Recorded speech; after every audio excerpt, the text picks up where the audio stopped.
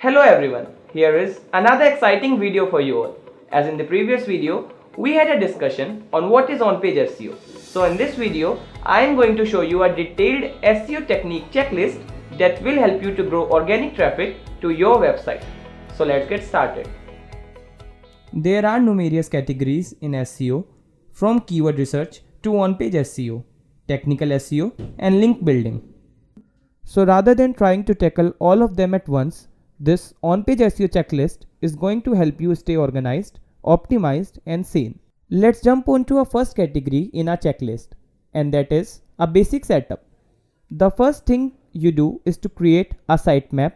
Sitemaps tell search engines where to find important content in your site so they can easily crawl and index your pages. Here you can see how the sitemap of a website looks like, which was created automatically with the Yoast SEO plugin.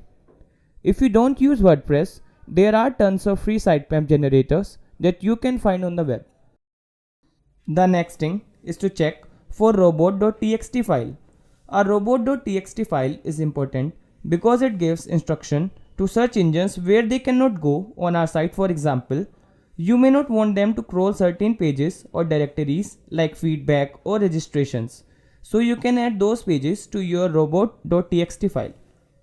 If you are unsure and you have your robot.txt file, just go to your domain, type /robot.txt.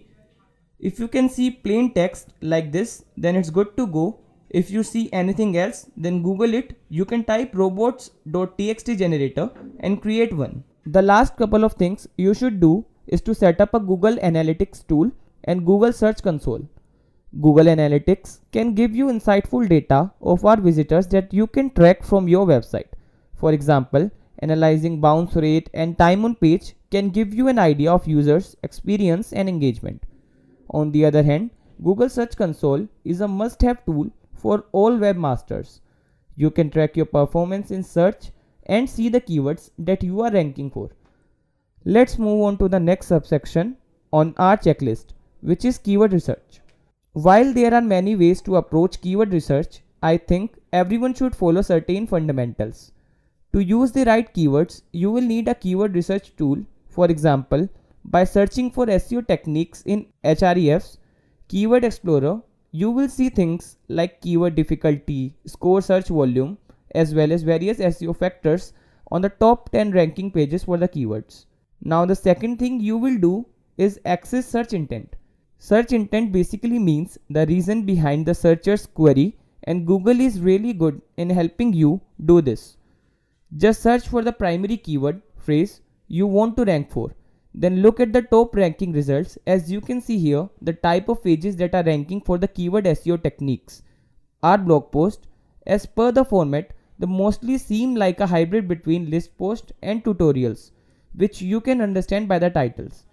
If you follow the whole checklist, you should have a strong idea of your content. Let's move on to the next section, which is all about on-page SEO. The first point here is to use short and descriptive URLs.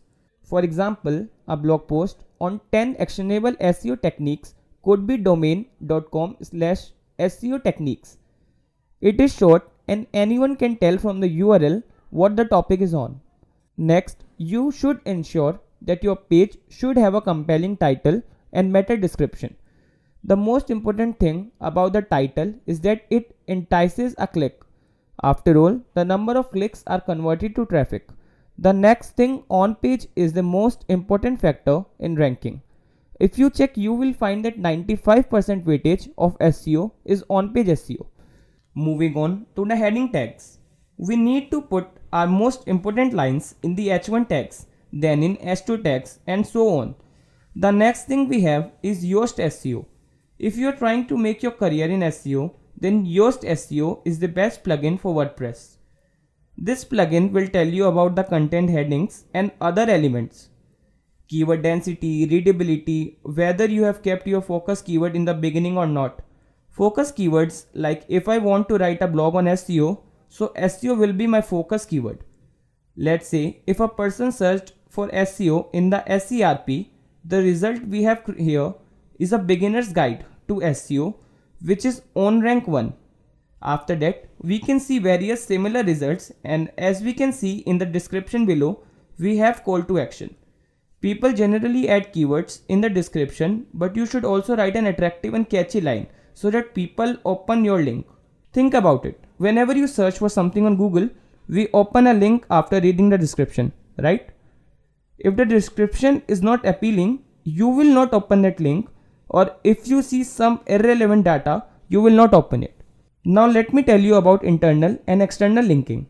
Internal linking refers to the links of other pages that are added to a website. For example, page A ranks better and we are getting huge traffic. If I link other pages to that, there are chances that people who visit page A might see those pages too, and we can get traffic on those pages. Our aim is to increase the engagement. Another thing is external linking. What happens with external linking? For example, a link on your website is linked to your LinkedIn profile. One more important thing is that our page speed should be fast. What we can do for that is keep the images small and compressed. Our page loading time will speed up. On-page SEO is the most important thing for your website. So that's all for today. Thank you for watching the video. If you like this video, hit like, share and subscribe to our channel. And if you want to know about website SEO audit in detail, you can watch our previous video. The link is in the description below.